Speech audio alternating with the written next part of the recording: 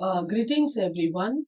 Continuing to our previous session to income from other sources, we were discussing the head gift, and let us continue on that. So we discussed about the three, that is the cash, the movable property, and we also talked about movable property but without consideration. Now let us come to the fourth point, that is immovable property. Immovable property which are received without consideration. Now immovable property will include land and building, or any other fixed assets. So if they are received without consideration and the stamp duty valuation it exceeds rupees 50,000, then the entire stamp duty valuation becomes taxable.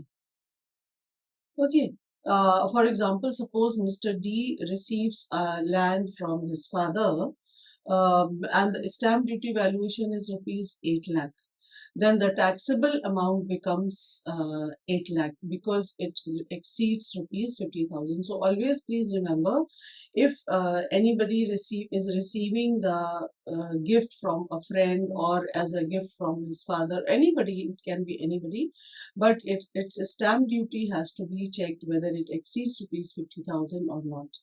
Then next we have the immovable property received for inadequate consideration. In the previous case it was without any consideration. Here it is inadequate consideration. Inadequate means that partial amount is paid and partial amount is not paid. So in the immovable property, if it is purchased for less than the stamp duty valuation, then the difference will be taxed here.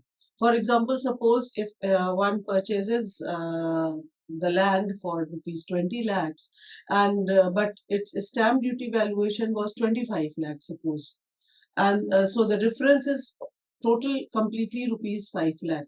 Since the difference exceeds the prescribed limit under the Act, the excess amount becomes taxable under section 56 subsection 2 para 10. Okay. Now we talk about that exemptions that are given for gift in the case of this head, that is which are not taxable.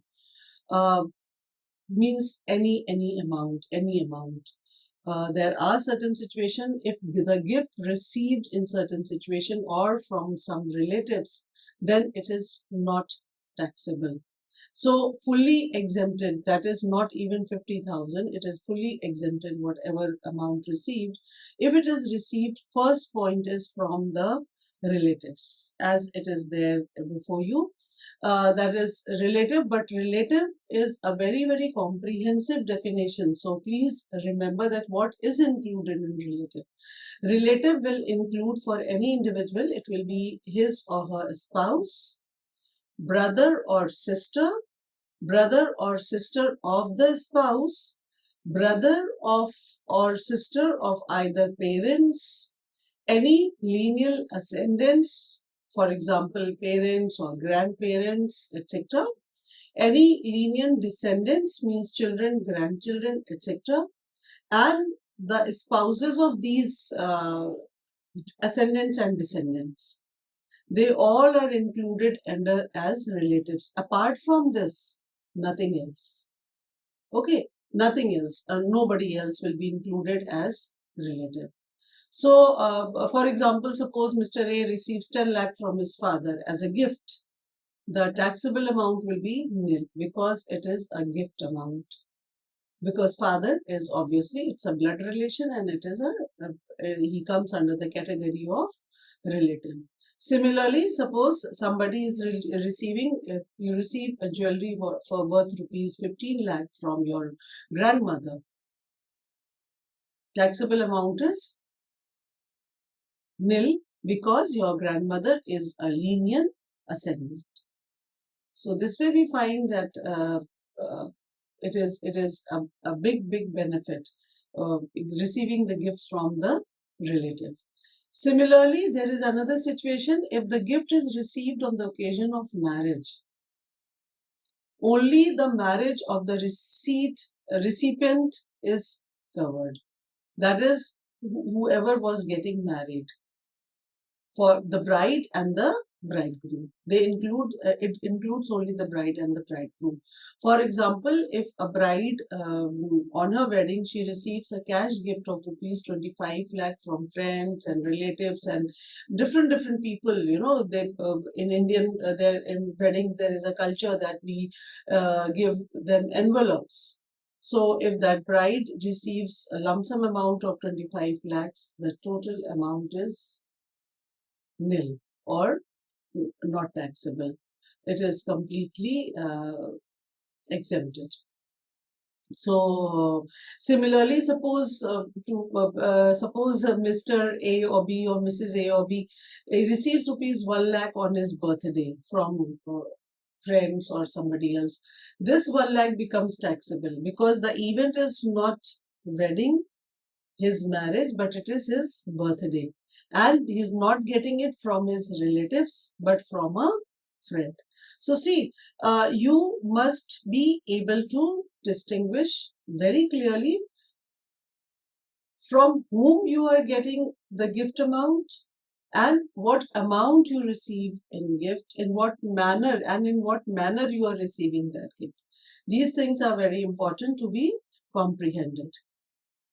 Similarly, there is another situation which often we all come across, that is gift received under a will or by inheritance. For example, suppose a son inherits a house worth rupees 80 lakh from his deceased father or grandfather. In that case, the total taxable amount is nil or zero, or maybe it is completely exempted. Property which is received through the inheritance is completely exempted. Then we have the gifts received in computation of death of the player, a contemplation of death of the player. Suppose anybody who is seriously ill, he transfers jewelry worth rupees, suppose 5 lakh to a friend, anticipating that he or she is going to die soon. In this case also, the taxable amount is nil, or maybe I should say it is fully exempted. So if somebody is contemplating his or her death, that okay, I am suffering from this, or maybe I'll be dying in a day or two or in a month or two, and I try to gift away my things, my belongings to my friends and my relatives and everybody. And so in this case, even if you gift it to your friend, in this situation it is exempted, totally exempted, whatever amount is there. Okay. Then we have gift from certain institutions. For example, if the gift has been received from, suppose, local authorities, or you receive a gift from educational institutions, hospitals, trust registered under the tax laws, charitable and religious institutions, they are all exempted. A charitable trust awards a scholarship of rupees 2 lakh to a student. This becomes a non-taxable amount and it will be completely exempted. Okay, so I hope now things are clear to you, that how getting a gift is always favorable from the income tax point of view. It's always beneficial. To just decide and to just check our memory, whatever we have discussed, let us do this illustration. Here we have the question before us: compute income from other sources from the information given below. Received rupees 30,000 as a gift from his friend, received rupees 1 lakh as a gift from his elder brother, received rupees 2,40,000 as a gift on his marriage, received rupees 80,000 as a gift from his NRI friend, another gift of rupees 28,000 received from his friend, and gift of a necklace worth rupees 1 lakh from his mother. Now, we have six items here before us. Only from gifts, but they are being received from different category of people in your life. they are friend, they are relatives, and there are different occasions also mentioned. Maybe there is a normal situation, maybe this is a wedding situation, maybe it is a birthday, it is a marriage, it is contemplation of death, whatever. So let us just sort it out and solve this situation. Okay. So the first point, it says it is computation of income from, I'll just solve it, maybe we can put it here on this side.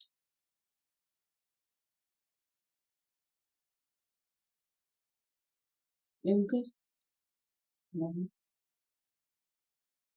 other sources for the assessment year 2025-26. Okay.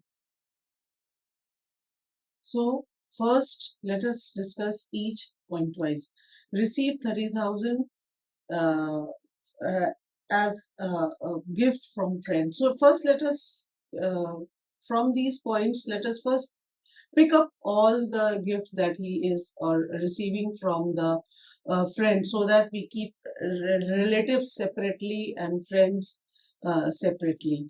So he receives 30,000 from a friend.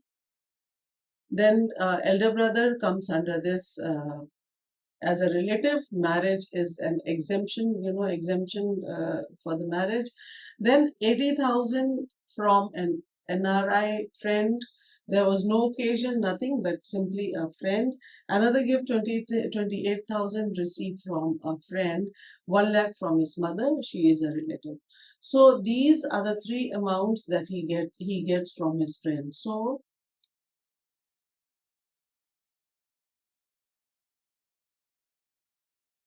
friends is equal to 30,000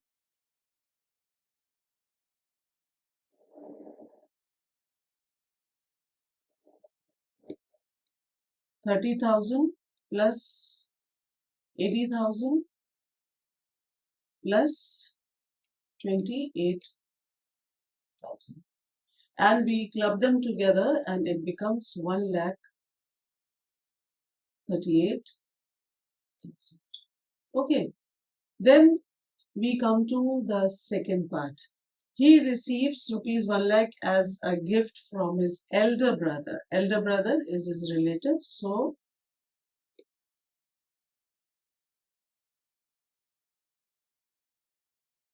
elder brother, he is a relative, and therefore you give it is exempted, or the tax amount or taxable income is nil. The second part after this, he is getting 2,40,000 as a gift on his marriage.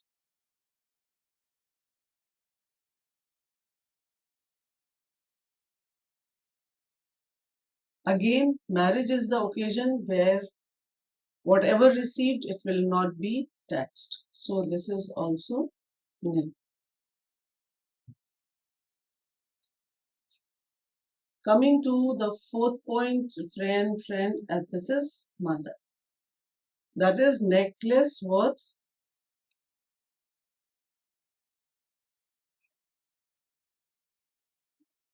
from mother.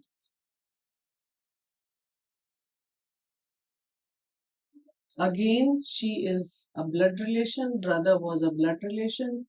Both the cases, the taxable amount will be nil. So what is the total income, taxable income?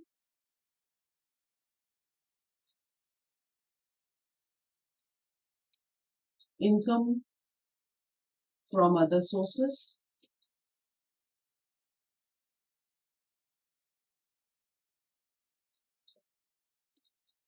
Income from taxable income from other sources is equal to only 1,38,000. Will it be taxed? Yes, it will be taxed because they exceed the limit of 50,000. Okay, they exceed the limit of 50,000. Therefore, no exemption. This is completely taxable. I hope this is clear to you. Let us move on to the next slide that talks about advance forfeited for transfer of capital asset. This is the section 56, subsection 2, para 9.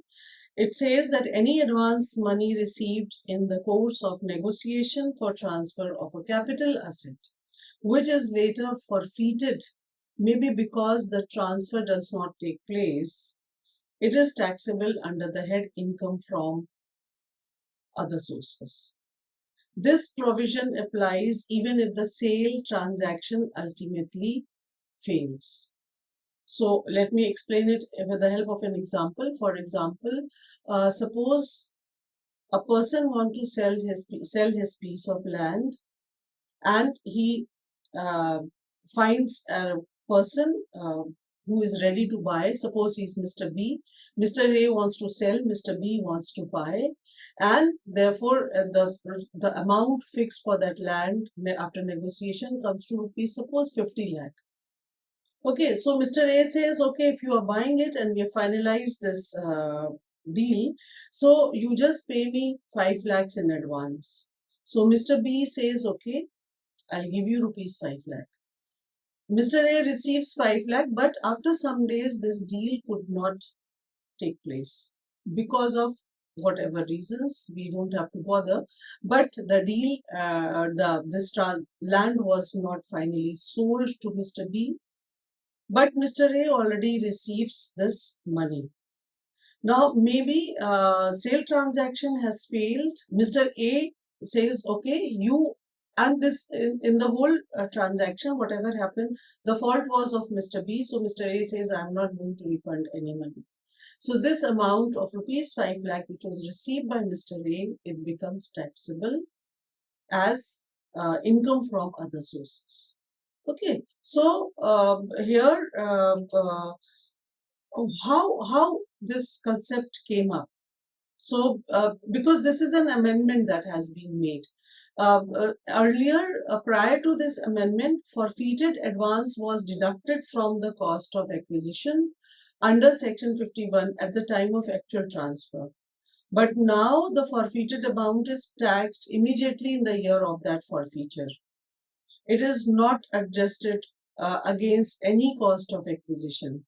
And this is a very, very, important thing that must be kept in mind. So here for this section, I would say that there are certain essential conditions or condition that must be followed, that has to be taken into consideration. These conditions, because it applies, to how we will be learning how to apply this. And what are those essential conditions? The advance must be received in connection with transfer of a capital asset. That is, advance must be received in connection to that deal only, okay, nothing else. And the transfer must not take place. There should have been a failure to that. And advance must be forfeited. If these conditions are satisfied, then the amount means, suppose if the deal went wrong and Mr. B asks for the money back, and if A says, okay, I'm giving it to you or giving it back to you, obviously this amount is not forfeited then. So this amount will not be taxed. But if Mr. A refuses to give back to Mr. B and he keeps it with himself, so obviously this will be taxed under this head. So the three conditions, please remember: advance must be received in connection to the transfer only, transfer must not take place, and then third situation, very important, it must be forfeited. If these conditions are satisfied, then entire forfeited amount becomes taxable. And I hope that now it is clear to you that in what situation, in what condition you are going to impose tax on the forfeited amount, advance that is forfeited. Coming to the next, that is compensation that is received on termination of employment or contract. That is, any money if it is received by the SSE from wherever he is employed, or from his boss, or anybody who is in connection with the termination of employment or modification of the terms and conditions relating thereto, it shall be chargeable to taxes under the head income from other sources. Actually, this clause was introduced to prevent the tax avoidance, where compensation for termination or alteration of employment, maybe alteration of employment's terms and conditions, was claimed as the capital receipt, and therefore that capital receipt was not taxed. But now the law now clearly brought through this section such receipt into the tax net. So what is the scope of this section? This section applies wherever a lump sum or monetary compensation is received. It is linked to termination or modification of employment, and it is not otherwise taxable under the head salary. So this compensation has to be a compensation, not a part of salary. Okay, so the wording here, any person, makes the provision wide in scope. So because it does not limits them to only employer and employee relationship. What are the different situations that come under this provision or this part? That is compensation for premature termination of employment contract, compensation for reduction in salary or benefit. Another situation covered is payment received for agreeing to change service conditions.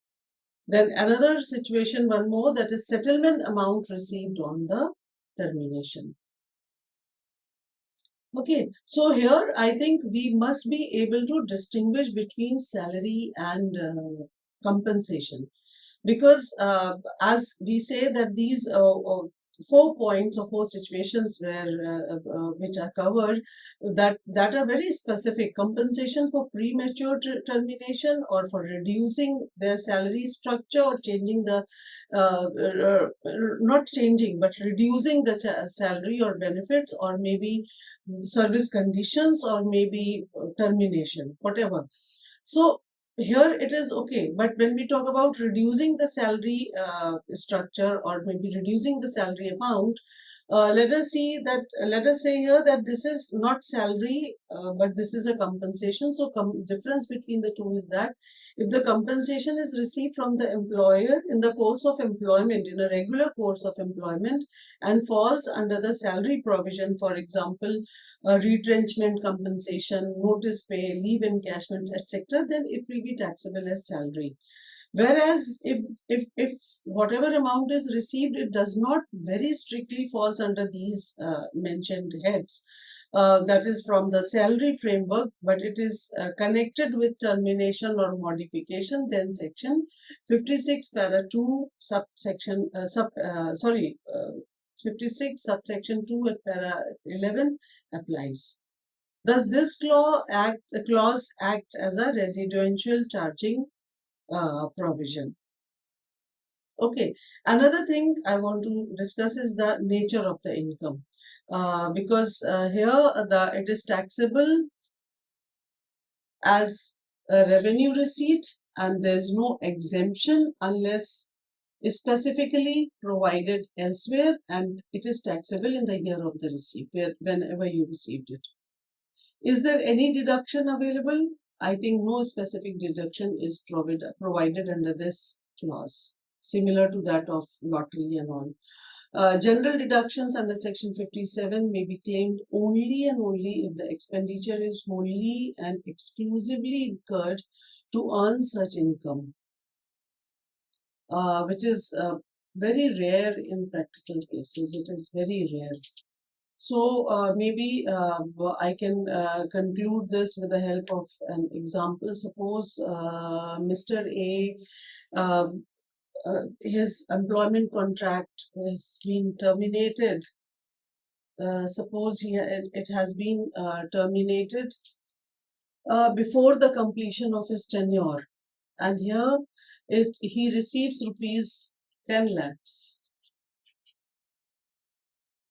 10 lakhs as compensation under the settlement agreement, because they have to settle it out. So here, what will be taxed? This complete amount will become the taxable amount. Similarly, suppose if Mr. B accepts to reduce the service benefits in exchange for rupees 5 lakh, the company says, okay, but I'm not providing you car or other benefits, but maybe I'll give you a compensation of 5 lakh, and please do not use these facilities of the office or of the business of your services. Then that complete amount again becomes taxable, because it is the compensation that that person is receiving with it. So these are the 7 heads that we discussed. Obviously, we have 15-16 heads that are to be discussed, but we will continue that in the next session. Thank you for today. Thank you.